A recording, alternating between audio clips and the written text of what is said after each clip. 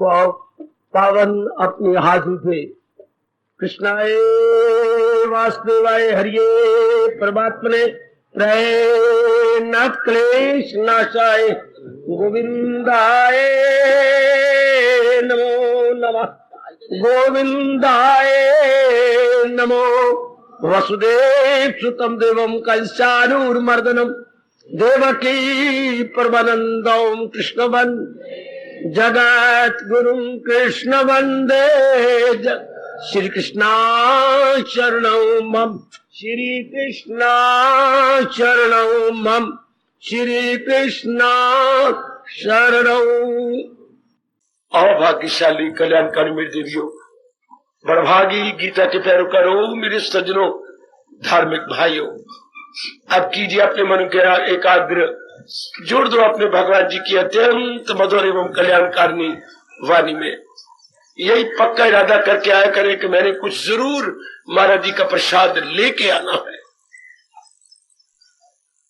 बड़े प्रेम पूर्वक भगवान जी की प्रेरणा का ही लाभ उठाते हुए सज्जनों और देवियों, हम लोग श्रवण कर रहे गए पुरुषोत्तम योग श्री गीता जी का भक्ति से भरपूर 15वां अध्याय। शांत कई बार कह चुका हूं, 12वां और 15वां दोनों ही भक्ति से ओत प्रोत है, और यही इसी भक्ति का सहारा लेकर आप परमार्थ की मंजिलों को तय करते जा रहे गए। मेरे प्रभु जब अपनी प्रेरणा देके ही ऐसे प्रसंग जारी किए हुए हैं, शक्ति भी देंगे आपको समझने और अपनाने की। जरूर इसमें जरा पर भी संशय को गुंजाइश नहीं है। बौद्धिक रूप में संपूर्ण किया, क्रियात्मक रूप में भी भगवान ताकत दे के हमसे पूरा करवा लेंगे। हमने जाना मन की वो कौन सी अवस्था है जिसे अपना लेने के बाद हम अपने भगवान के योग्य, कल्याण के योग्य हो जाते हैं। जहां देना भगवान और कल्याण पर्यायवाची शब्द है। जैसे मैं रवि बोलूं, सूर्य बोलूं, भानु बोलूं, इसका मतलब सूर्य सी तो है, एक ही शब्द की तो अनेक नाम है। हाँ, इस तरह भगवान और कल्याण में मेरे दिव्य कोई अंतर नहीं। तो हम कल्याण के योग्य हो जाएंगे या भगवान के योग्य हो जाएंगे कब? ये जो 15वें अध्याय का 5वां क्रांतिकारी गुणकारी श्लोक है, कल मैंने रिवाइज भी करवा दिया कि जो इतने दिन लग गए थे, कल हमने इसके बारे में विचार भी कर लिया, सोच भी लिया। अति सुंदर, अति सुंदर। अब आप गिर गिरा के अपने अंतर्यामी से प्रार्थना करते रहा करें।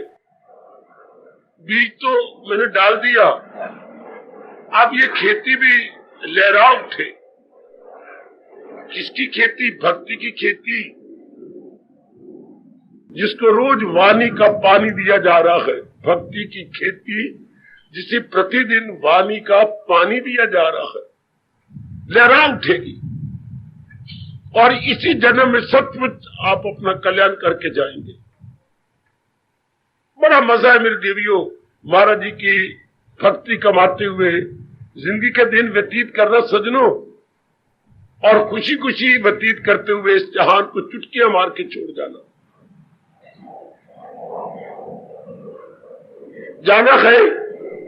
लेकिन महाराज जी की भक्ति अर्थात दिव्य प्रेम लेके जाए, और दिव्य प्रेम में बड़ा रस आता है। न पता लगता है दिन का, न दोपहर का, न शाम का, न पता लगता है दिनों के गुजरने का, चाहे सप्ताह हो, चाहे पाक्षिक पक्ष हो और चाहे मासिक हो, मास हो, गुजर जाते हैं। चूंकि मन रस लेता रहता है और भगवान की शक्ति को प्राप्त करके गदगद होता रहता है। चलो मेरे साथ आगे। अब महाराज जी हमें किस तरीके से आशीर्वाद और आगे दे रहे, यहां तो इस श्लोक में तो सारी बातें आ जाती हैं, सब बातें आ गई। जैसे माँ जी गरम गरम भोजन भी दे दे, सब्जी भी रख दे और क्या शुरू करो। फिर माँ कौलियां रख रही है खाली। अम्मा ये क्या, तू शुरू करना। माँ हमारी ये कहा कि तू शुरू करो, भोजन करो। माँ दाल भी देगी, गर्म फुलके भी दे दीजिए, अब क्या कर, तू देखती जाना। तो हम देखते, खाली कौली आई, अब उसमें मुरब्बा आ रहा है। माँ तू खाता रहो ना। फिर छोटी सी पत्थर की कौली आ जाती, माँ ये क्या, चटनी आ गई। अच्छा, फिर माँ एक कौली और रखती, माँ ये क्या, आज खीर भी बनी है, ये खीर भी दे रही हूं। बिल्कुल भगवान ने हमें भोजन तो 5 के श्लोक तक दे दिया। जरा आगे आगे देखिए, क्या ये धार्मिक व्यंजन बोलती हैं, जो चीजें तैयार हो जाए खाने के लिए, उसे हमारे हिंदू धर्म में एक शब्द है व्यंजन। अब कितने अच्छे व्यंजन और दे रही हैं। है तो 5वें अध्याय में, ये 15वां अध्याय से पूर्ण हो जाना चाहिए, लेकिन नहीं ना। जरा देखना मेरे महाराज जी का विस्तार, भक्ति का विस्तार किस तरीके से चल रहा है। ठोस बात तो भगवान ने 5वें श्लोक में ओ मेरे सजनों मेरी देवियों कर दी। अब जरा और शौक से जरा देखिए, और जरा देखना किस तरीके से आहा फरमाते हैं। इस श्लोक के बाद जब इतना कुछ कह दिया, तो अब देखना किस तरीके से अपने इस उपदेश को जारी रखती है। बहुत अच्छा तरीका, एकाग्र रहिएगा, एकाग्र रहना मेरी देवियों, और पूरा पूरा लाभ उठाओगे। चूंकि ऐसी अनमोल बातों को सुनने के हम तो बिल्कुल भी आदि नहीं, आदि क्या, एक बार भी नहीं सुना। जब मैं गीता जी की शुरू में रिसर्च करने लगा 1951-52 में, बहुत हैरान हुआ है, इतने चोटी के उपदेश से हम वंचित रहे, और अपने धर्म भूमि भारत में उत्पन्न होकर के। जरा लीजिए एकाग्र कर। न तद्भास्यते सूर्य न शशांकः न पावकः यत् गत्वा न निवर्तन्ते तद्धाम परमं मम। हरि ओम तत्सत्, हरि ओम तत्सत्, हरि ओम तत्सत्। वाह मेरे प्रभु वाह। जब हम अपने अंतःकरण को इस प्रकार निर्माण कर लेंगे, जैसे मेरी देवी मेरे सजनों भगवान जी ने बताया, समझाया, हमने बौद्धिक रूप से समझने की अपनी ओर से पूरी चेष्टा की और कामयाबी भी ली, हम समझ चुके हैं। बौद्धिक रूप से मैं कह रहा हूं, हम समझ गए। व्यवहारिक और क्रियात्मक रूप में भगवान हमें जीवन में ढाल देंगे। जब इतनी बात समझ में आ गई, हाँ, और हम करेंगे भी सही, सिर्फ सुनने का शौक नहीं, हमें अपनाने का भी पूरा पूरा शौक है, अपना भी रहे गए। इस प्रसंग के बाद भगवान जी और अपनी शक्ति देने के लिए मजबूर हो जाएंगे, क्योंकि हमारे में अपनाने का शौक है। तो जब चाहे जीव, वो कहानी याद कीजिए खरगोश और कछुए की। कछुआ लगातार चलता रहा ना, हाँ, आखिर पहुंच ही गया ना। जो गंतव्य स्थान या मंजिल की गई थी कि वहां तक पहुंच रहे, तो आखिर पहुंच गया। क्यों? लगातार चलता रहा, चाहे मंद गति से, तीव्र गति से नहीं, मंद गति से। वो था लगातार, इसलिए पहुंच गया। वो जो खरगोश था, फत्तू कहीं का बुद्धू, शुरू में तो चौकड़ियां भरता गया, आगे जाके उसे मीठी नींद आ गई। लेकिन वो धीरे धीरे शुरू से चला, चलता स्टेडी, लगातार पहुंच गया। वो शुरू में जोर का भागा, लेकिन आगे गहरी नींद आ गई, हार गया। इस तरह महापुरुष कहते हैं, निरंतर चलो, भले ही मंद मंद, लेकिन निरंतर आप कामयाब है। भले ही मंद मंद, धीरे धीरे, लेकिन चलो निरंतर। तो मैदान आपके हाथ में, जीत आपके हाथ में। जीत आपके गले में सेहरी डाल देती है। अच्छा, विजय आपकी हो जाती है। अच्छा, तो जब इसी तरह ध्यान देना, जीव चलता जाएगा जैसे हम चल रहे हैं। हम खड़े पानी नहीं है, हम चलते पानी है। हम मूवमेंट के अंदर है, not staying still but in movement, may be slowly and may be fastly. कई मेरी बच्चियां फास्टली जा रही हैं, कई स्लोली जा रही हैं, वेल एंड गुड। तो वो दिन भी तो आएगा ना, कौन सा, जब वृत्ति क्या हो जाएगी, पूर्ण रूप में निर्मल और विमल, या सूक्ष्म। वृत्ति निर्मल और सूक्ष्म हो जाएगी और भगवान की जात में तलीन। जो सत्ता इसको चला रही है वो मेरे और आपके अंदर तो है, उसी में तलीन हो जाएगी, जिसे हम अपने हिंदू धर्म के अनुसार आत्मा कहती हैं, या भगवान की दिव्य शक्ति कह लो। क्या अनुभव होगा फिर, आहा, क्या अनुभव। एक शब्द में कहूं, पूर्ण आनंद है, पूर्ण हर्षोल्लास। एक तो मैं ये कह सकता हूं। और भगवान बुद्धि और मन में एक दिव्य शक्ति और भर देती है जो मुझसे वर्णन न हो सकेगी। क्योंकि पूर्ण आनंद और दिव्य शक्ति ये अनुभव का विषय, मेरे सजो मेरे देवियों, ये वाणी का विषय हो ही नहीं सकता। आपको कोई खुशी हो रही हो तो कैसे वर्णन करोगे, थोड़ा से सहन बहन तो आप बना देंगे, लेकिन आप बिल्कुल भी काबिल नहीं होंगे इसको बताने में। भगवान जरूर कराएंगे जब आप चल रही हैं और आप सच्चे और पक्के हैं, भक्ति में सच्चे और पक्के। अपने आप को देखती रहा करो, आप सबके सब। मैं अपनी भक्ति में सच्चा हूं ना, पक्का हूं ना, वो वेरी गुड। भगवान बड़ी रक्षा करते हैं उनकी जिनमें ये दो गुण है, सच्चे और पक्के। सच्चे और, बोलो मेरे बेटे, सच्चे और, बड़ी मदद करेंगे भगवान। ये मैं खूब आजमाए बैठा हूं। ये दो गुण हमारे होने चाहिए भक्ति में, सच्चे और पक्के। दिल की पट्टी पे मोटे अक्षरों में लिख लो मेरी देवियों, मेरे समझो, सच्चे और पक्के। और है, अगर यदि आप ना होते तो आपका दिल ही ना करता इधर पग रखने का। एक एक पग आपका मन में पक्का हो जाता अगर आप सच्चे और पक्के ना होते। अच्छा, यही महाराज जी की विशेष कृपा के फलस्वरूप आप तशरीफ ला रहे हैं। तो जब जीव इससे चलता जाता है, होता जाता है, हाँ, तो क्या अनुभव करता है। तो मैंने बताया आपको, एक तो वो पूर्ण आनंद करता है और एक दिव्य शक्ति का अनुभव करता है। शक्ति कौन अनुभव करता है, बुद्धि और मन है। फिर इन दोनों का प्रभाव कुछ समय बाद तन पे पड़ जाता है। आहा, कुछ समय बाद। ये मेरा अनुभव अपने अंतःकरण में रख लेना। सबसे पहले अनुभव होता है बुद्धि में, फिर मन में, उसके बाद कुछ समय बाद तन। ये तो हो गया ठीक। जब हम जहां तलीन होना है, उस तलीन कब होगा, जब वो जो भगवान जी ने पिछले कई दिन हमने लगा दिए समझने में, जब वो हम क्वालिफिकेशन ले लेती हैं। बड़ी सीरियसली इस पॉइंट को लेना, 5वें श्लोक को most seriously and most sincerely. जब वो लगे रहते जिसमें धुन सवार है, और बिना धुन सवार की ये बात बन नहीं सकेगी जब तक आप में धुन सवार नहीं होगी कि नहीं मैंने करना है, इसकी मेरा चारा है ही नहीं।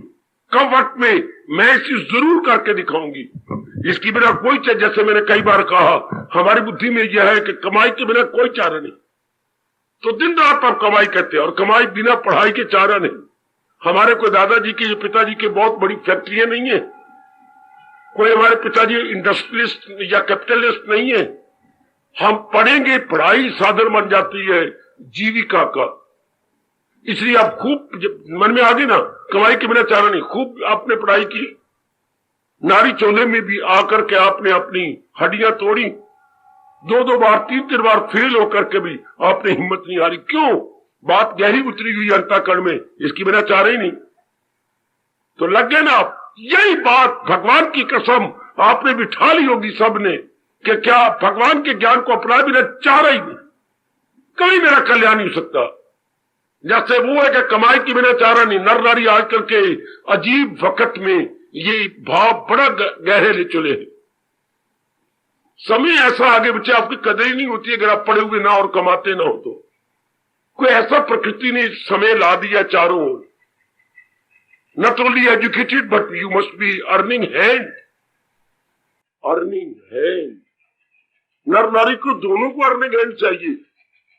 भले कोई भी बात बना सकते हैं आप, कोई बहाना बना लो, लेकिन she and he must be earning hand. अब ये बात गहरी उतनी, कितने आप दिन रात एक कर देती हैं, कितने आप जुट जाती हैं, नो डाउट। यही बात एक रब का प्यारा और गीता का पैरोकार कह रहा है। यही भाव अंदर बैठ जाना चाहिए। भगवान के ज्ञान के बिना चाह रही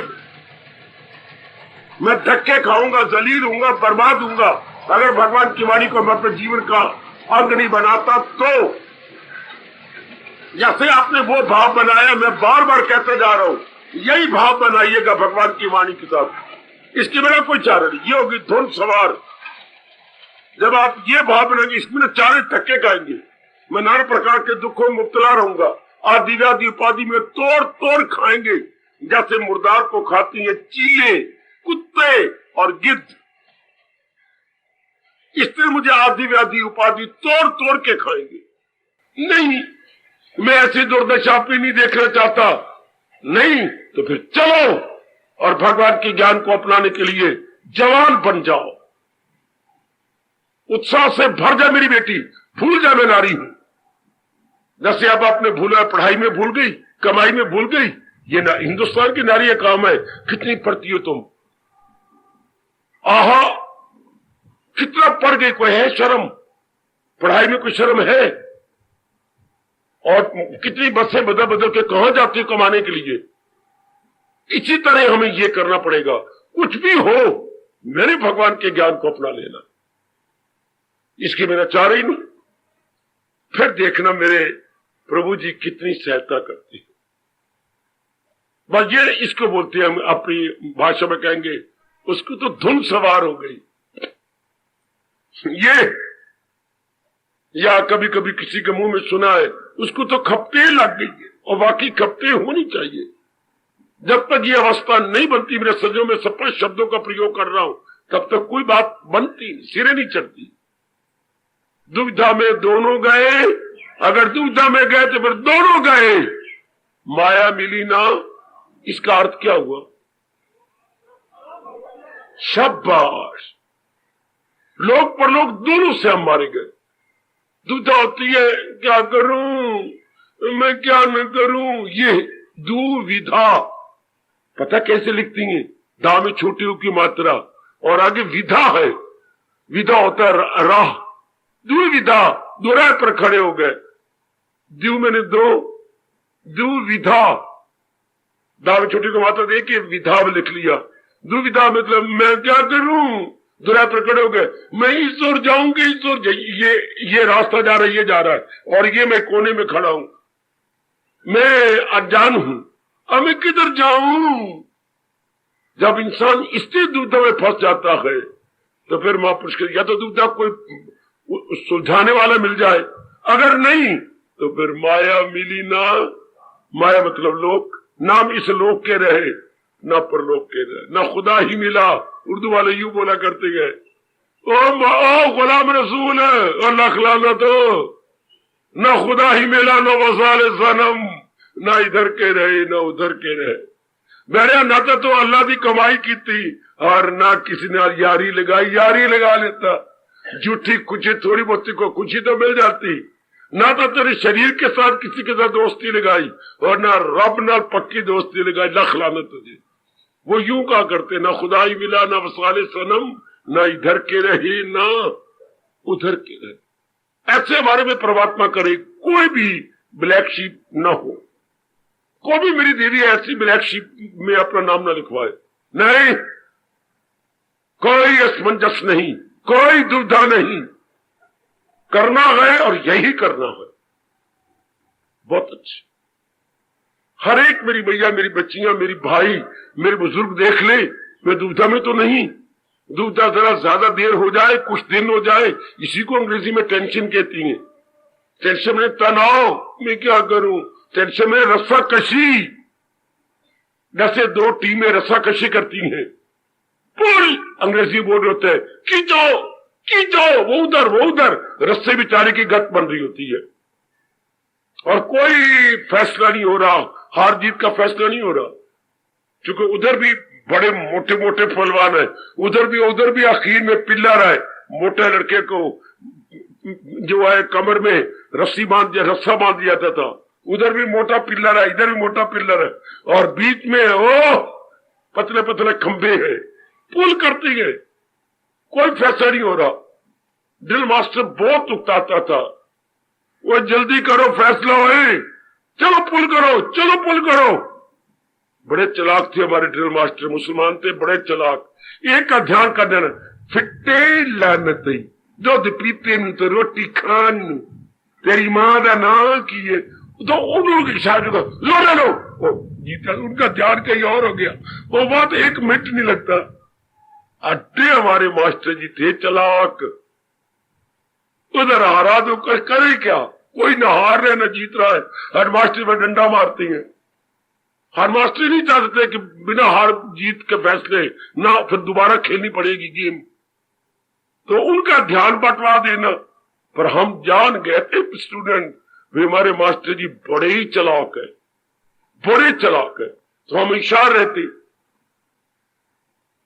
इसी तरह ध्यान देना जहां में कोई वृत्ति बट न जाए, लगे रहिए यही मानने कि इसके बिना चाहिए कोई, इसके बिना गुजारा नहीं, दैट मस्ट बी डन। आहा, इसी को मेरे गुरुदेव कहा करते थे, बोलू ये हमारी फर्स्ट एंड फॉरमोस्ट ड्यूटी है कि ये तो मैंने करना ही है। इसके लिए स्वामी जी के शब्द जो मैं बड़ा लाभ उठा रहा हूं, ड्यूटी फर्स्ट ड्यूटी लास्ट, यही मेरी प्रथम ड्यूटी और यही मेरी अंतिम ड्यूटी है। Duty first and duty last, दिन में एक बार तो बोल लिया करो, अपनी पीठ आप ठोक लिया करो। कौन ठोकेगा, किसी को तजर्बा तो है नहीं स्मारक का, न माँ को, न बाप को, न बहन को, न भाई को, न श्रीमान को, न गली वाले को, न मोहल्लों को, न अगल को, न बगल को, कौन आपकी पीठ ठोकेगा? खुद ही अपना उत्साह बढ़ा, भगा, खुद ही अपने भगा, जितना हाथ आपका जाता है इतना भगा। Duty first and duty last, duty must be done at any cost. Duty first and duty last, duty must be done at any cost, चाहे हमें शरीर भी छोड़ना पड़े, even at the cost of life, हम उसे पूरा करेंगे। लो भगवान आपके साथ हो गए, मेरी वाणी पर विश्वास कीजिए, मेरे प्रभु आपके साथ। जिसने ये पक्का इरादा कर लिया है कि duty must be done at any cost, भगवान कहते मैं तेरे साथ हूं। आहा, बड़ा उत्साह मिल जाता है मन के अंदर, एक विशेष प्रकार की दिव्य शक्ति का संचार होने लगता है। संचार जैसे बिजली का संचार होता है तारों के अंदर, इसलिए भगवान की शक्ति का संचार होता है हमारे अंतःकरण के अंदर। फायदा उठाओ हमारी साधना का, फायदा उठाओ हमारे अनुभव का, उठा ले मेरी बेटी। अच्छा, पर शर्त यह है कि मन में यह पक्का इरादा हो कि इसके बिना चारे नहीं, इसके बिना गुजारा है ही नहीं, मैंने करना जरूर है। जैसे मैंने अभी अभी कहा और कह के आगे जा रहा हूं, क्या कमाई के बिना चारा नहीं है। आजकल के विचित्र समय में दोनों में समाई है, मॉडर्न गर्ल और मॉडर्न बॉय दोनों में समाई हुई है। कमाई के बिना चारा नहीं, तो फिर पढ़ाई साधन है, दिन रात पढ़ाई करके आप कमाई करती हैं। लो पैरेलल में ये रख लो, क्या भगवान के ज्ञान के बिना भी गुजारा नहीं, चारा नहीं, हीला नहीं, वसीला नहीं। या अंग्रेजी में पेंटर से इतना लिखवा के फ्रेम बना लो, शीशे चढ़ा लो, नो अल्टरनेटिव, इतनी फ्रेम बना लो, नो अल्टरनेटिव, इसमें कोई और विकल्प नहीं है और कोई रास्ता नहीं, नो अल्टरनेटिव। अल्टरनेटिव को आप बोलते हैं भाषा में विकल्प, और मेरे सामने कोई विकल्प नहीं, ये तो मैंने करना ही है। No alternative, very good. फिर मन डावाडोल नहीं होगा, फिर हम पूरी शक्ति लगा के, जैसे बच्चे पुल करते थे रस्सा को, खूब खींचते थे, जीत जाते थे। इस तरह हमारा मन डावाडोल नहीं होगा, हम दुविधा भी नहीं फंसेंगे। तो आखिर क्या अवस्था बनती है? भगवान कहते जीव समाधि में चला जाता है। ये एक विशेष शब्द है, मैंने पहले ही बतलाया। समाधि क्या होती है? समाधि कोई शब्द नहीं, बोल भी रहा हूं और फिर अपने शब्द को काट रहा हूं। बेटे समाधि कोई शब्द नहीं। तो समाधि 3 शब्दों का समुदाय है। सम, आप अपनी कॉपी पे लिख लो और एकांत में जाके विचार करना या बुद्धि द्वारा समझ लो। सम जमा आ जमा धी, ये 3 शब्द मिलके एक शब्द बन गया। आ जो होता है संधि में अंदर आ की मात्रा बन जाता है अंदर, और धी तो होते ही धी। अगर इकट्ठा लिखा संधि तोड़ी जाए तो सम जमा आ जमा धी। आ लिख के फिर आ की मात्रा, बड़ा आ छोटा आ नहीं, आ और आगे बड़ा आता है ना, तो बड़ा आ, सम जमा आ जमा धी। सम मैंने बराबर करना। सम तो आप समझती है, सम का विपरीत अर्थ विषम। शाबाश, टबड़ खबड़ जमीन को बोलते हैं विषम। ये विषम स्थल है अर्थात टबड़ खबड़ है, और जिस पर आप बैठे ये सम स्थल है, बराबर। मैं विपरीत अर्थ तक इसलिए बोलता हूं कि आप पहले शब्द को, हमारे आचार्य ने बताया था कि अगर किसी शब्द को पूर्ण रूपेण जानना हो तो उसका विपरीत अर्थ जानो कि सम का अर्थ क्या होता है। ये जाने के सम का विपरीत अर्थ क्या होता है, विपरीत अर्थ बता देता है कि सम क्या होता है। शाबाश, विपरीत अर्थ क्या है? विषम। अच्छा, तो सम फिर पता कि सम ने लेवल, हाँ बिल्कुल लेवल स्थान, बिल्कुल उसमें उबड़ खबड़ ना हो। हाँ तो सम में बराबर, क्या बराबर? बिल्कुल बराबर। जैसे आपकी ये धरती है और जैसे बाहर है वो उबड़ का, वो विषम है, और दोनों आप देख अभी बाहर से आए हैं, वो विषम स्थल है, ये सम स्थल। अब क्या सम मैंने बराबर, आ होता है चारों ओर से, वाह वाह, पर आ के आगे आ की मात्रा भी हो, आ लिखिए और आ की मात्रा भी, आ आ आ, तब होगा इसके ग्रामर में, व्याकरण में अर्थ है मेरे सजनों, चारों ओर से, फ्रॉम ऑल अराउंड, चारों ओर से। धी होती है बुद्धि, धी आप मां की बुद्धि होती है, इसलिए लड़की को धी। धी संस्कृत शब्द, पंजाबी शब्द नहीं। पंजाबी में शब्द कहां से आए? बैकग्राउंड तो संस्कृत है, संस्कृत से शब्द सारे आते हैं। धी पंजाबी शब्द नहीं बेटे, धी संस्कृत का शब्द है। धा और बड़ी की मात्रा, धी मैंने बुद्धि। आमतौर पर जैसे शास्त्रों में पढ़ा, बेटी जो होती है मां की बुद्धि होती है, और जो पुत्र होता है वो अपने पिता की बुद्धि होता है। ये आहा आहा आहा आमतौर पर लड़की की, मैं ये भी क्लियर कर दूं, समझाने में क्या संकोच।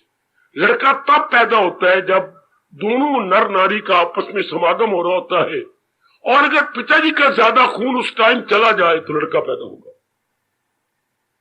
और उस टाइम अगर मां जी का ज्यादा खून समागम में चला जाए, हाँ, तो फिर लड़की पैदा होगी।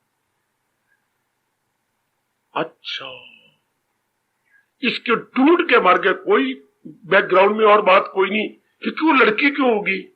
ये लेन देन का संबंध, रिश्तेदारी का। लड़का अगर यूं भगवान बता देते तो लड़की का जन्म ही नहीं होता। ये नहीं खोज सके एट दैट वेरी टाइम जब दोनों का समागम हो रहा है। अब जिसका खून उस टाइम में ज्यादा जाएगा वही शक्ल बना लेगा। अब चूंकि लड़का हुआ तो आप में बाप का खून ज्यादा है, आएगा। वाह वाह वाह,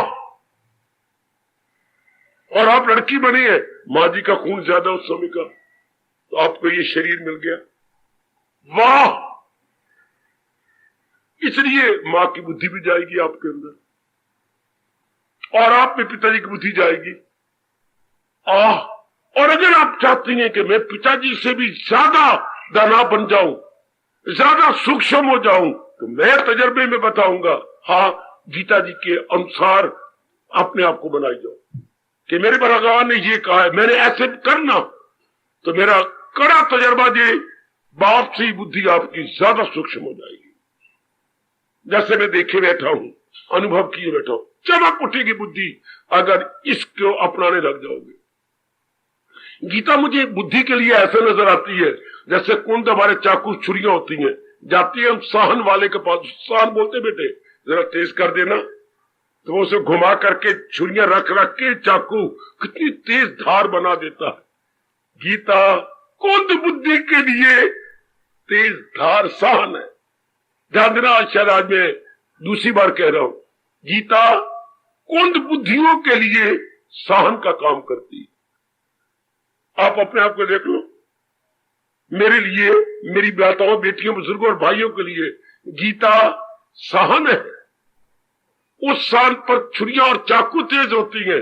गीता रूपी ज्ञान के सहन पर हमारी बुद्धियां तेज हो रही, मन न कहना, बुद्धियां तेज होती है। जिसकी बुद्धि तेज, ऑटोमेटिकली उसका मन तेज। अच्छा, मन को तेज करने के लिए, मन को चुस्त बनाने के लिए, मन को दूरदर्शी बनाने के लिए बुद्धि को तेज कीजिए, क्योंकि बुद्धि का ही प्रभाव मन पे पड़ना है, और मन का प्रभाव कहां पड़ेगा? तन पर है। कितनी सिस्टमेटिकली ज्ञान है गीता जी, कितनी सिस्टमेटिकली, कितना सुव्यवस्थित रूप से, या कितनी मनोवैज्ञानिक रूप से, इसे हम कहेंगे मनोवैज्ञानिक, कितनी मनोवैज्ञानिक रूप से, साइकोलॉजिकली भगवान ने बुद्धि को, मन को, तन को लेके ये जो उपदेश गीता में दिया है, समझो मेरे सज्जनों, और बाकी जो जिंदगी आराम से काट लो, मेरे जैसे सो खूब समझ लो, और मेरी बेटियों, और बड़े आराम से। ये तो शुरू में समझाना चाहिए, ये धर्म भूमि भारत है। हमारी बदकिस्मती, न स्कूलों में, न कॉलेजों में, न यूनिवर्सिटी में कोई समझाता नहीं है राज की बात। वो तो कमाई हम कर लेंगे, लेकिन हाउ टू लिव हैप्पीली, ये खप मची चाहिए थी। ये कमाई कर ली, श्रीमती ने 5-6 हजार कमा लिया, मैंने 10 हजार कमा लिया, इससे क्या होगा? इससे तो चीजें आ जाएंगी घर के अंदर, खाने पीने की चीजें काफी मिल जाएंगी, मकान मेरा अच्छा हो जाएगा, कपड़े अच्छे हो जाएंगे, लेकिन मन शांति से कहते, वो तो तन आराम से जिएगा, तो मन तो इससे अलग है। अगर मन अलग ना होता तो डॉक्टर को ये न पता लगता कि क्लोरोफॉर्म सुंघा के मन को बेहोश करके शरीर का ऑपरेशन कर दो। शरीर के इतने टुकड़ा कर काट दिया जाता है। आपका अगर सजेरियन ऑपरेशन भगवान न करे हो तो आपको बेहोश करके, बेहोश के मतलब मन को परे हटा दिया, हाँ बेहोश हो गया तो महसूस करने वाला तो मन था, दर्द महसूस करने वाला मन, खुशी महसूस करने वाला मन, उसको हटा लिया। अब कितना पेट आपका कट के बच्चा निकाला जाता है मशीनों से, या कितनी मेजर ऑपरेशन आपकी हो जाती हैं। हड्डी आपके एक्सीडेंट टूट गई, अब हड्डी जोड़नी है, बेहोश कर देंगे, और कैसी आप वो कर देंगे, 2-2.5 घंटे बाद आपको होश आएगी, जब ऑपरेशन कुशन सब कुछ हो जाएगा। तभी तो जो मन entirely different from physical body. अच्छा, उसी का प्रभाव हमारे तन पे पड़ता। कितने अच्छे मनोविज्ञान है गीता जी का, बहुत शानदार मनोविज्ञान। भगवान कर मैं पूरा समझा सकूं और आप पूरा अपना सके, इसे डेली लाइफ में ला सके, रूटीन के अंदर ये मेरी बेटियां ले आए, बड़ा अच्छा जीवन बन जाके मेरे बच्चों, बहुत अच्छा जीवन। इतना शौक पैदा करो कि मैंने महाराज जी की जो है साइकोलॉजी जरूर लेनी है, गीता साइकोलॉजी या इंडियन मनोविज्ञान, वो तो आप बड़ा टाइम लगा चुकी हैं कमाई के लिए, ये पर वो कर, बहुत डिग्रियां ले ली। आप ये भी सोचो जीवन के 4 दिन आराम से कैसे काटूंगी, कल पता नहीं क्या क्या हालात बन जाए, परिवार के, शरीर के, गली मोहल्ले के, देश के, तो मैं कैसे मुकाबला करूंगा। ये सिखाती है गीता। वो इंसान असर जिस पे पहले तैयारी होती है तभी तो असर नहीं होगा। तभी तो गुड इफेक्ट पड़ेगा, there will be no bad effect at all. बिल्कुल। तो आइएगा, जब इस प्रकार अवस्था बनती है तो समाधि होती है। समाधि मैंने सम मैंने आ, और आ मैंने चारों ओर से। चारों ओर का मतलब चारों ओर का मतलब आप नहीं बता सकेंगे। चारों ओर का मतलब कोई बता सकेगा?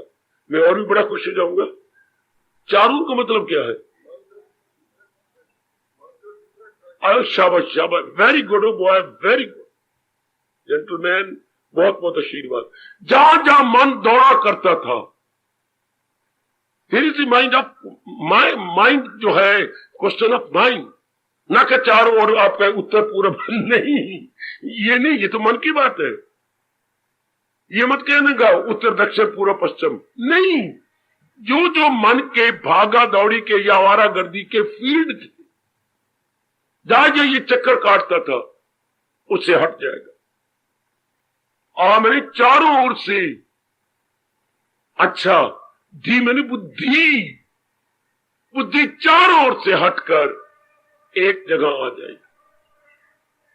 चारों ओर से, ये मतलब क्या? एक निर्णय हो जाएगा, क्या? मैंने भक्ति ही कमा ली, तो संसार हमारे लिए हो जाएगा सेकेंडरी, गॉन। सुनो मेरे देवी, मेरे सजनों, और भगवान हमारे लिए हो जाएंगे फर्स्ट एंड फॉरमोस्ट।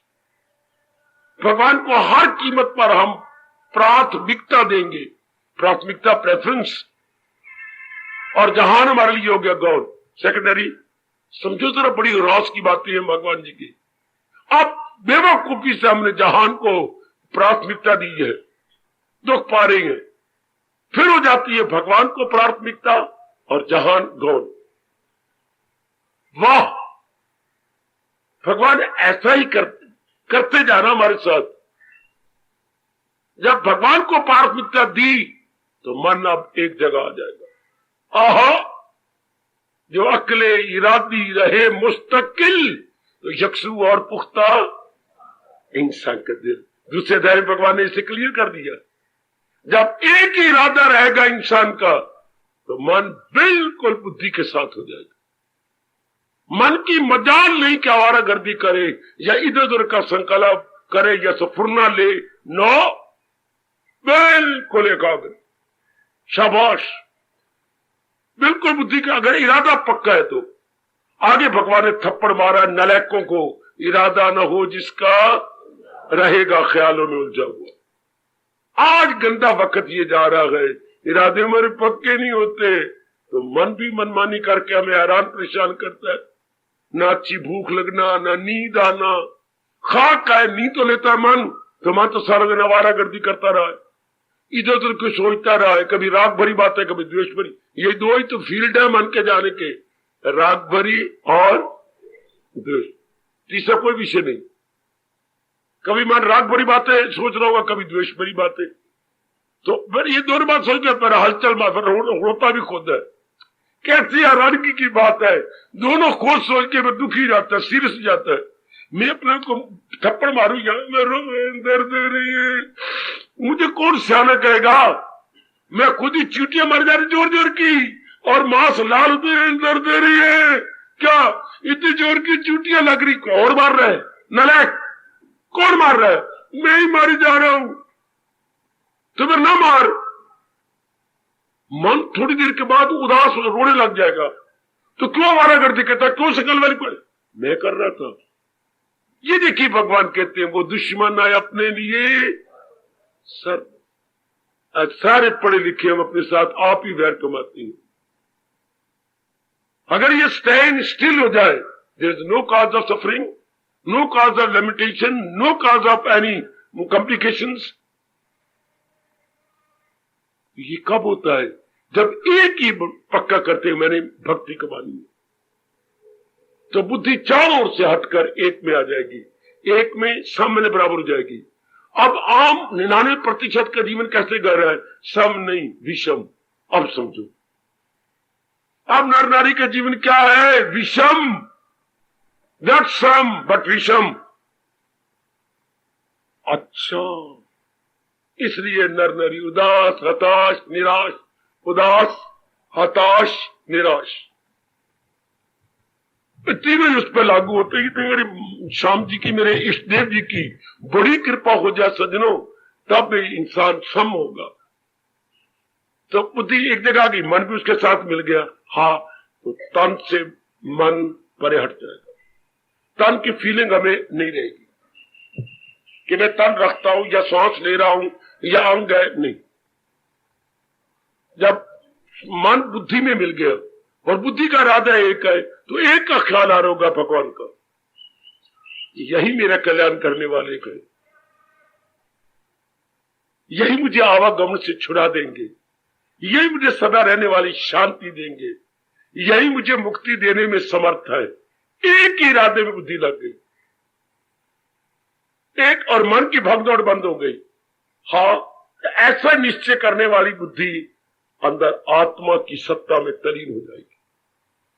बड़े रास की बात जो मैं शब्दों द्वारा बताने की चेष्टा कर रहा हूं, समाधि के बारे में बोला नहीं जा सकता, पर जहां तक शब्दों की पहुंच है, फिर बुद्धि साथ ही तो आत्मा है।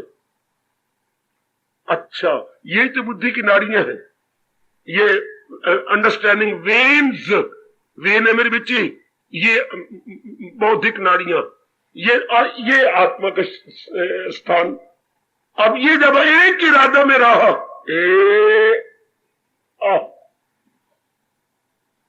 इसमें तलीन, घंटा बैठे रहो, 2 घंटे, इसको समाधि कहती है। सम आ थी, चारों ओर से हटके बुद्धि एक में तलीन हो गई। वाह वाह, ये हम अपने घर में पहुंच गए, अपने जहां से ये सब कुछ बन रहा है उसमें आ गए। अब ये तो भगवान की इच्छा, घंटा, 2 घंटे, 3 घंटे, 4 घंटे, या इसके बाद शरीर ही छूट जाए, ये तो वो जाने। आमतौर पर शरीर फिर बुद्धि परे हटती है रस लेकर, और वो शक्ति मन को, मन भी साथ मिला हुआ था, उसको रस मिलता है, और वो जो 15-20 मिनट है वो बोला नहीं जाता। धीरे धीरे करके शरीर में जान आती है, धीरे धीरे करके एक एक अंग में पता लगता जाएगा, ये जा रहा है, ये मेरे हाथों में, ये मेरी छाती में, ये मेरे इधर उधर, ये नीचे, ये खून का संचार होने लग जाता। अच्छा, तो जब मन एकाग्र हो गया तो श्वास अगर कोई बाहरी रूप में उस वक्त देखे तो कहेगा मर गया ये, क्योंकि श्वास सूक्ष्म हो जाती है। अच्छा, मन एकाग्र हो जाए तो श्वास नहीं चलते। करोड़ की बात मेरे से समझ लो, अगर मन एकाग्र हो जाए तो श्वास बंद। बंद का मतलब मर नहीं गया, श्वास सूक्ष्म हो जाती है, अंदर चलती है।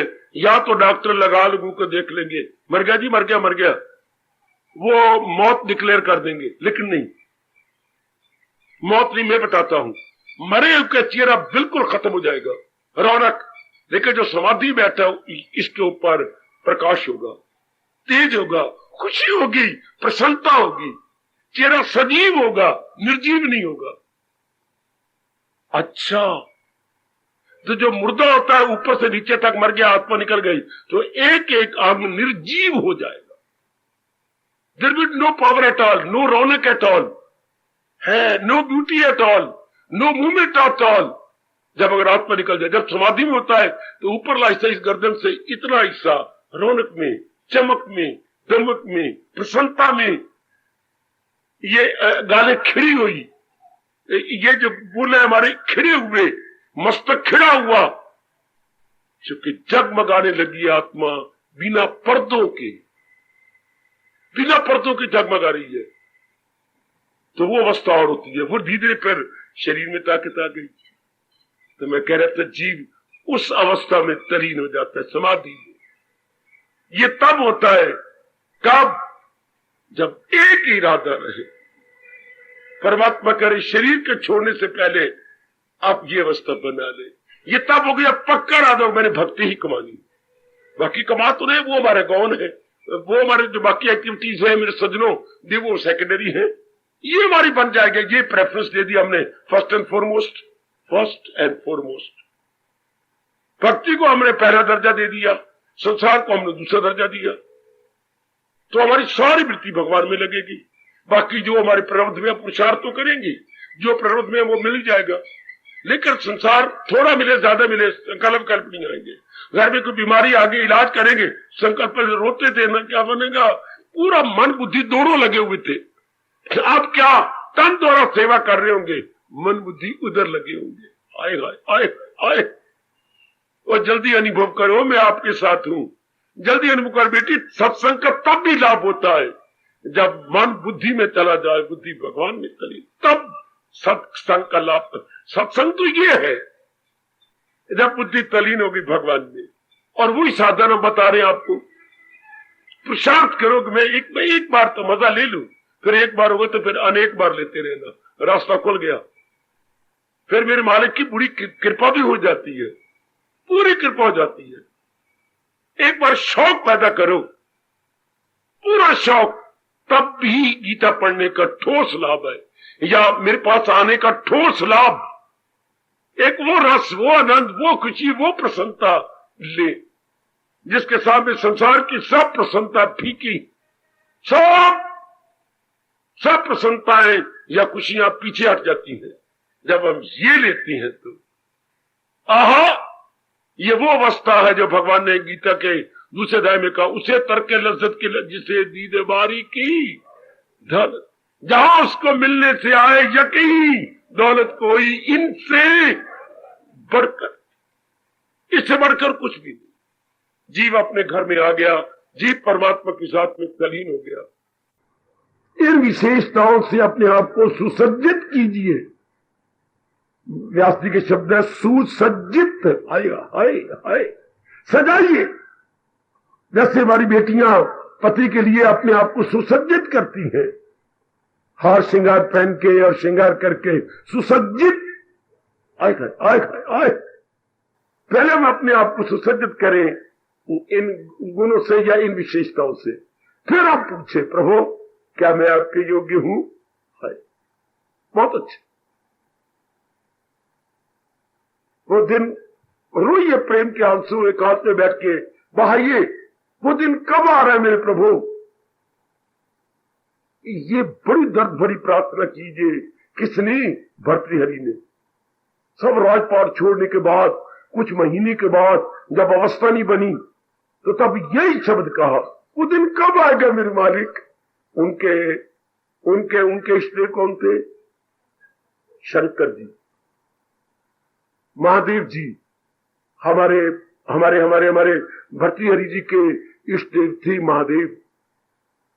अच्छा, आहा, तो वो रो के कह रहे हैं, आधी रात को चांदी रात थी, रो जा रही है, वो दिन कब आएगा मेरे मालिक जब मैं आपके योग्य हो जाऊंगा?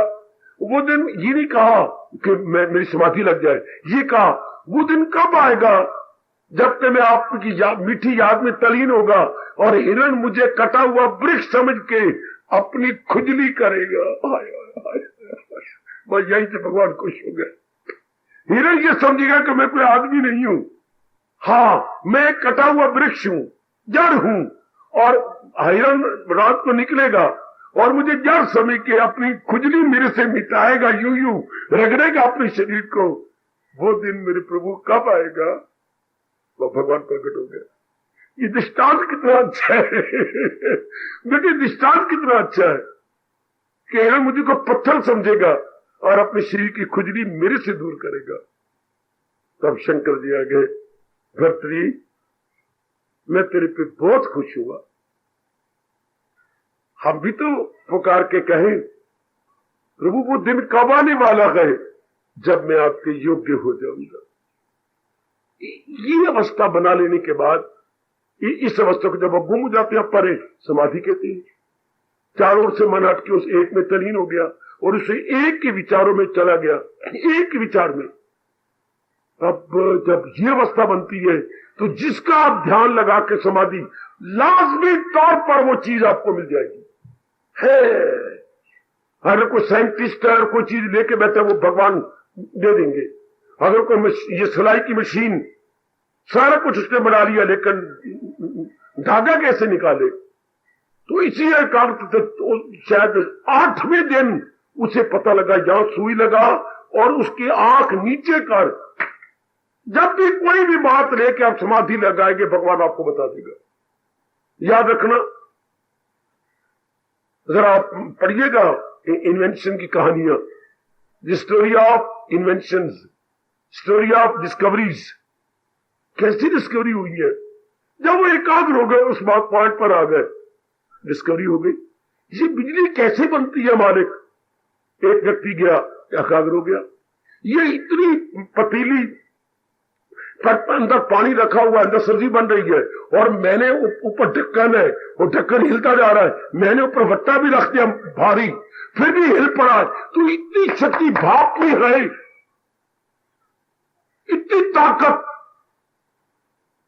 तो ये तो सोचते सोचते लो, ये आपका ट्रेन बन गई, इंजन बन गया, लोकोमोटिव इंजन, उसी भाप से ही, वही भाप से चल रहा है। हाय हाय हाय हाय, चाहे हमने कोयला डाला और आजकल आपको डीजल डाले जा रहे हैं, लेकिन सिस्टम वही है, भाप बने और वो चक्कर चले। ये इसी से आप अपनी गाड़ी चला रहे हैं। कितनी उसने दुनिया वालों पर कृपा कर दी कि लोहा चल पड़ा लोहा चल पड़ा पुत्र, किसी ने भाप का सिस्टम, भाप बना, उससे जो है ये पिस्टल चले और ये चक्कर चला, इधर पहिए साथ लगे होते, वो भी चल पड़े। शाबाश।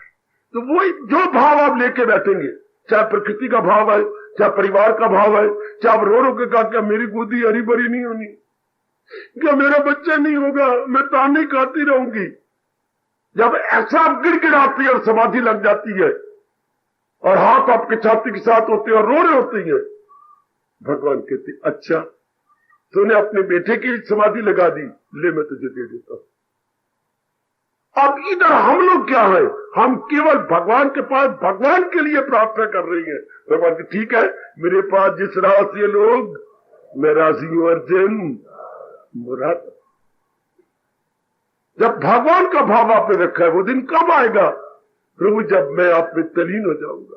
भगवान कहते शाबाश, ये तो कोई कोई मांगता है, कोई धन मांग रहा है, कोई पुत्र मांग रहा है, कोई पास हो जाना मांगता है, कोई पदवी मांगता है, हमारे फूल चांदी फिर मिनिस्ट्री मांगते हैं। तो ये मौलाना जी, मौलाना साहब राम राम, तो वो कई बार बेचारे हारे, कई बार फिर उनको मिल गई, उनको का भाव वो छोड़ते ही नहीं। उसी शायसी अर्जुन वासल वो लगाई थी लो जिससी, वही आप मिलना ही वही है। इधर हम सब की भावना क्या है, शरीर छोड़ने से पहले एक बार अपने मालिक की जात में तलीन हो जाए तो यू विल गेट इट। ये भगवान का अटल नियम है। प्रभाव ये एक ही, तो मैंने वो करना। जब जब जीव ने भगवान को पुकारा और एक ही भाव लेके बैठ गया, भगवान से नन्ना नहीं लगता। भगवान से बढ़कर तो लोकी में यस मैन कोई था नहीं, है नहीं, होगा। भगवान चोटी के यस मैन है। यस मैन को अंग्रेजी बोलते हैं डीटो। भगवान ये हर बात में डीटो कर देती है। शर्त ये है कि हम सच्चे और पक्के बने, हम सच्चे और पक्के, then you will get surely without any doubt, undoubtedly. वाह कितने राज की बात है, मैंने बड़ा लाभ उठाया जी, बहुत लाभ उठाया। कई बातें मैं बता भी नहीं सकता, ऐसे ही मेरा कच्चा मन बोल लगा, ये फिर कैसे होता है, ये फिर कैसे होता है। भगवान ने कहा ठीक है, लगाई जा अपनी शक्ति, लिएगा मेरे से। वो एक भाव बैठ जाए तो जीव की समाधि लग जाती है। एक ही भाव। अब तो हमने तो भगवान का भाव बनाना है, समझी बेटी। अब तो आपकी जाति इतना कुछ करती है, अच्छा घर वार नहीं मिला, अच्छा घर, भगवान के अच्छा ले, पर पहले देख लेना, बाद में इसी घर वार से तंग आ जाएगी। Law of diminishing utility. ले तो भगवान तो हां कर देंगे, फिर आपके लिए दुख का कारण बन जाए। उसी से प्रगट हो आखिर में दो। और इधर अगर हम भगवान को ले लेती हैं, इनकी दीदार करें तो आनंद, खुशी, प्रसन्नता, मुक्ति, आवागमन से छुट्टी। अब भगवान जी उस अवस्था का वर्णन कर भगत कैसे करें। भगवान जी कहते ऐसी जो समाधि में जीव उन्हीं की याद करता हुआ और अभ्यास करता चला जाता है, तो फिर वहां क्या होता है, वहां वो अवस्था क्या है, वहां सूर्य अपनी किरणें भी नहीं भेज सकता, वहां चंद्रमा अपनी शीतलता भी नहीं भेज सकता, वह अग्नि अपना प्रकाश भी नहीं भेज सकती उस अवस्था पर, क्योंकि भगवान जी तो सूर्य को ताकत दे रही है, सूरज चंद्रमा को ताकत दे रहा है और दोनों ही अग्नि को ताकत दे रही है। उनको कौन ताकत देगा? वो वहां न सूर्य की किरणें जाती हैं, ना चंद्रमा की शीतलता जाती है और ना अग्नि का प्रकाश जा सकता है। ये वो अवस्था है जहां आप तलीन हो जाती हैं, क्योंकि उन्हीं से सब कुछ हो रहा। वहां जाकर के जीव फिर आवागमन के चक्कर में नहीं आता।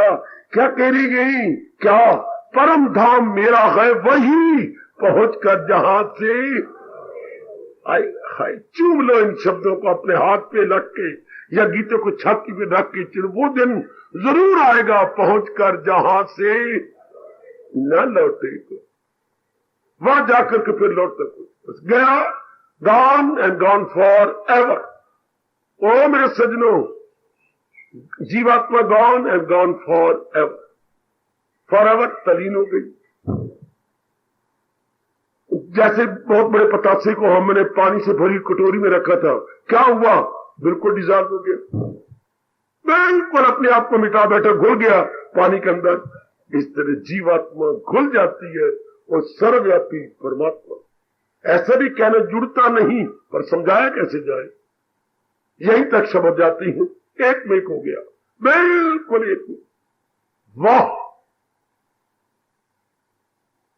मकामे मुअल्ला परम धाम मेरा है वही पहुंचकर जहां से। ये हमारे इष्टदेव जी वर्णन कर रही है, हम तो वर्णन कर नहीं पाएंगे जब उस अवस्था में तलीन हो जाते, जब उस तो मन और बुद्धि दोनों मिलकर के उस रात में मिल जाती हैं और कुछ घंटे उसमें रहते हैं। भगवान वर्णन कर रहे हैं वो अवस्था क्या है जहां न सूर्य अपनी किरणें भेज सकता है, वाह! जहां न चंद्रमा अपनी शीतलता भेज सकता है, वाह! जहां न घर घर की अग्नि प्रकाश भेज सकती है, उस अवस्था में जीव जाकर फिर जन्म मरण के चक्कर फिर ही वापस आएगा। एक बार तो अवस्था बनाओ, और ये कैसे बनती है भगवान बता चुकी है। सदा मेरा पैगाम तो मिलना मेरा उसको मिलना, जहां लिखकर गीता जी में मिलना ब्रैकेट में लिख रखो समाधि, तब समझ आ जाएगी कि समाधि क्या होती है। मिलना अर्थात समाधि, समाधि में ही जीव मिलता है, तलीन होता है। मिलना मेरा उसको, किसको किसको किसको? सदा मेरा पैगाम जिसे ध्यान, पर किसको ध्यान होगा? जो भगवान को ही महत्ता दे चुका है, जो भगवान को ही प्राथमिकता दे रहा है या प्रेफरेंस दे रहा, सारे जहान से हटकर जो तरजीह, उर्दू वाले बोलते थे तरजीह, केवल भगवान को दे रहा है। तब मेरे भगवान वचन दे रही हैं हम सबको, मिलना मेरा उसको। बेटियों में गीता की झांकियां दे रहा हूं आपको, ये रोज बड़ी शानदार झांकियां हैं। यह है गीता का ज्ञान, इसके बिना है ना सबकी मिट्टी पलीत, है ना नाना प्रकार के दुख चिंताएं और नाना प्रकार की अजीब जटिल समस्याएं। अगर ये ज्ञान ना हो पल्ले तो हमारी विचारधारा बिल्कुल अशुद्ध, भ्रांतिपूर्ण, हमारे इरादे भी सब दुखदाई, हमारे कर्म भी अत्यंत हानिकारक। अगर ये ज्ञान ना हो पल्ले तो हमारा सोचना ही बिल्कुल गलत होता है, निर्णय बिल्कुल अशुद्ध होती है, हमारी क्रियाएं बिल्कुल क्या दुखदाई होती है। ये हो जाए शुभ इरादा, शुभ विचार, शुभ कर्म, शुभ गति। हाय बाबा फिर कहे शुभ इरादा, शुभ विचार, शुभ कर्म, आगे क्या होगा? इज इक्वल टू शुभ गति। नहीं तो फिर जीव धक्के खाता है, जली। कहने वाले हैं भगवान, गम बेहिसाब उनको दिन हो, फिर चाहे दिन हो या रात रोते ही रहेंगे, पिटते ही रहेंगे, क्योंकि ये इरादे भी अशुभ है, विचार भी अशुभ है, क्रिया भी अशुभ है। फिर बोए पेड़ बबूल के तो आम कहां से खाए? कबीर मार रहे ताना। अब जब तुमने बोले किक्कर है, हाँ जब किक्कर बढ़ाओगे तो आम खाएगा, आम नहीं तो शूल चुपड़ेंगे, दुख पाएगा। कितना मीठा ताना है मेरी बेटियों, मेरे सजनों। बोए पेड़ बबूल के, आगे आप बोलो। बोए पेड़ बबूल के, बोलिए बबूल कहते किक्कर। अरे तूने किक्कर बोए गए तो फिर आम कहां से मिलेंगे? जब हमने सारे अशुभ इरादे, शुभ विचार, शुभ कर्म ही किए हैं तो सुख कहां से पाएंगे, आराम कहां से पाएंगे, चैन कहां से मिले?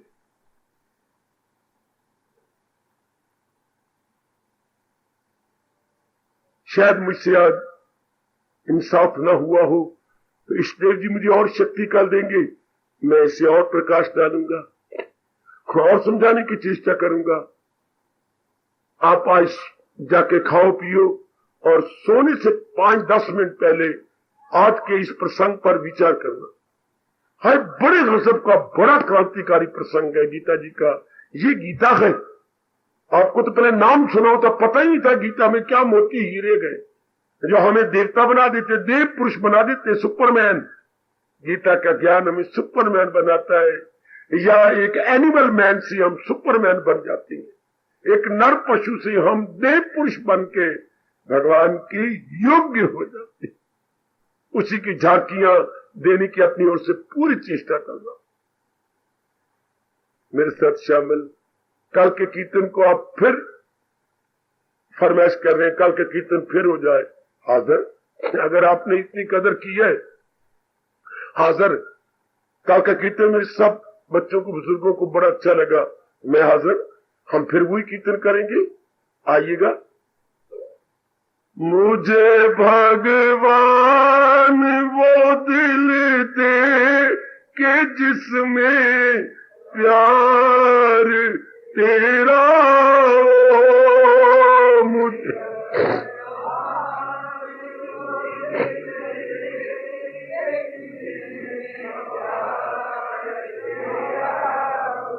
जुबां वो दे जो करती हर समय इज़हार तेरा हो।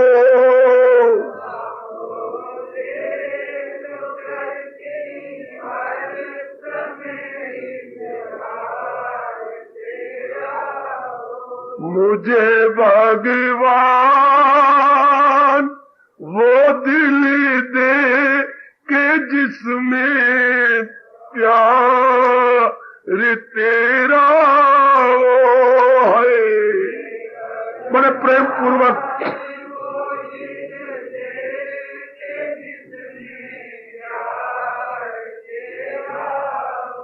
मुझे वो बख्श दे आके जिन्हें वो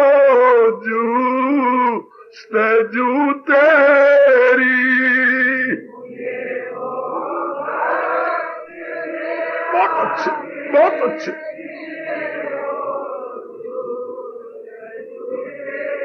मुझे वो बख्श दे आंखें जिन्हें वो जू तेरी।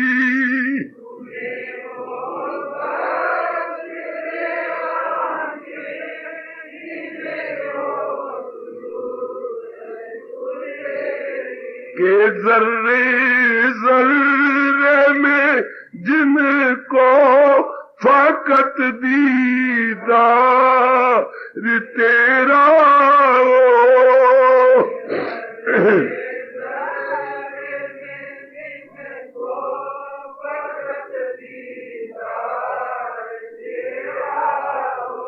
मुझे भगवान वो दिल दे के जिसमें प्यार तेरा हो।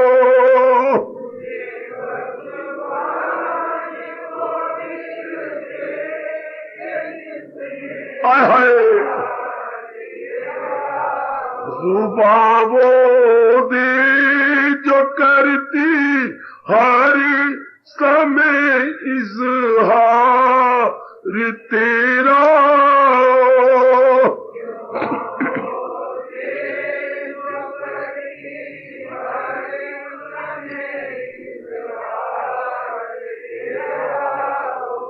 मुझे देना सदा संगत तो देना अपने प्यारों की।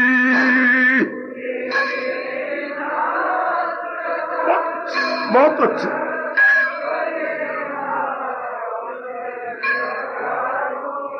मुझे देना सदा संगत तो देना अपने प्यारों की।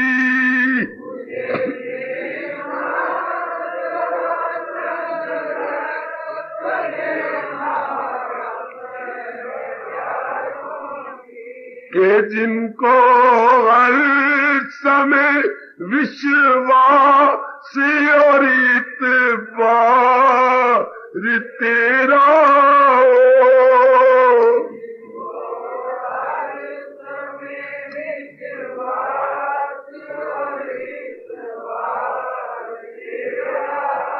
कि जिनको हर समय विश्वास और इत्बार तेरा हो।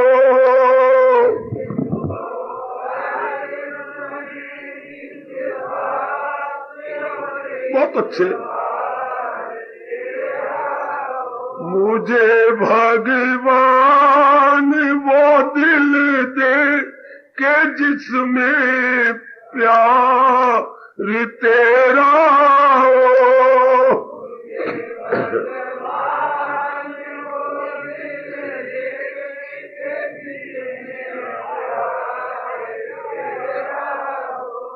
मेरा साथी जमाने में बनाना उसको है भगवान।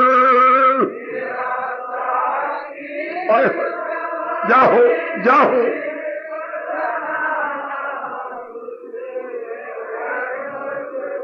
मांगो मेरी देवियों, मांगो मांगो मेरे सजनों, अगर शादी करानी है तो। मेरा साथी जमाने में बनाना उसको है भगवान।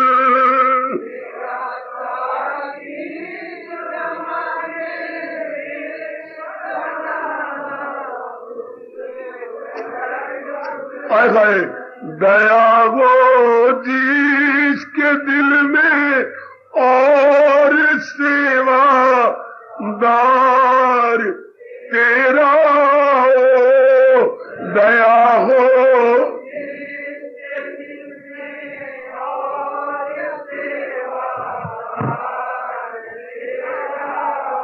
दया हो जिसके दिल में और सेवादार तेरा हो। जाओ जाओ।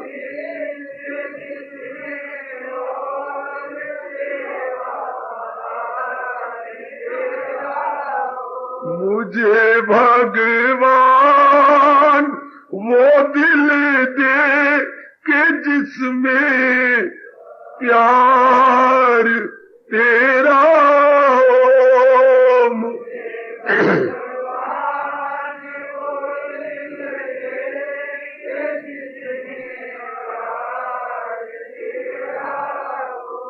इन आँखों से लगाता ही फिरूं मैं चरण रज उसकी।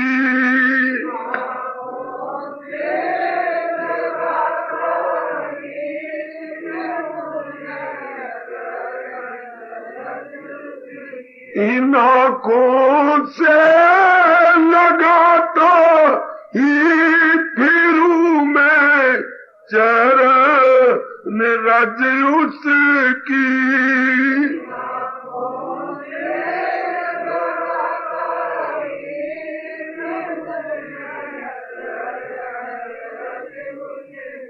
भगत निष्काम जो करता सदा प्रचार तेरा हो।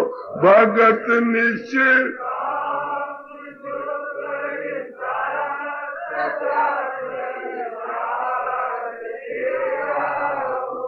मुझे भगवान वो दिल दे के जिसमें प्यार तेरा ओम।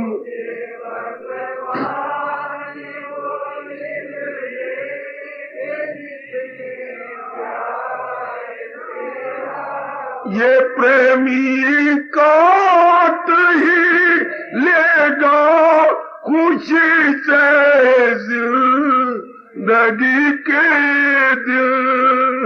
जाओ जाओ जाओ।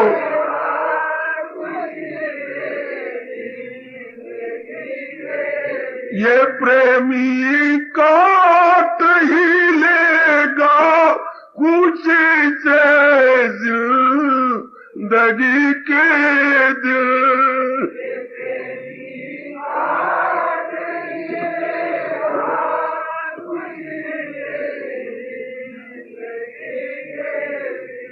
मेरे सर पर कृपा का हाथ जब सरकार तेरा हो। मेरे सर बहुत अच्छे।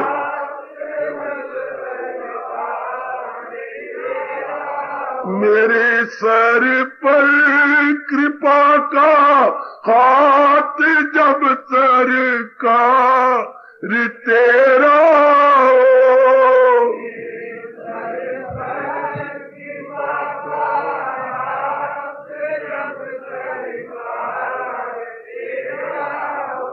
मुझे भगवान भगवान भगवान मुझे भगवान वो दिल दे के जिसमें प्यार तेरा हो।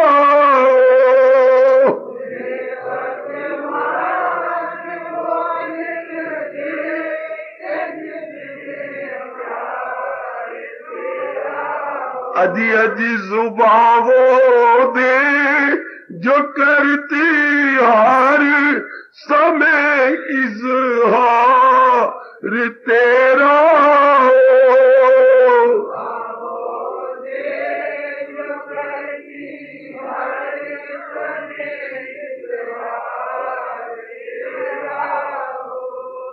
हार्दिक धन्यवाद, हार्दिक आशीर्वाद।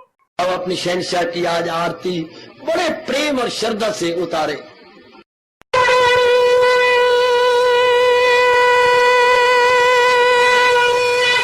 ओम जय जगदीश जय हरे स्वामी जय दीनानाथ हरे भगत सतदास जनों के अवगुण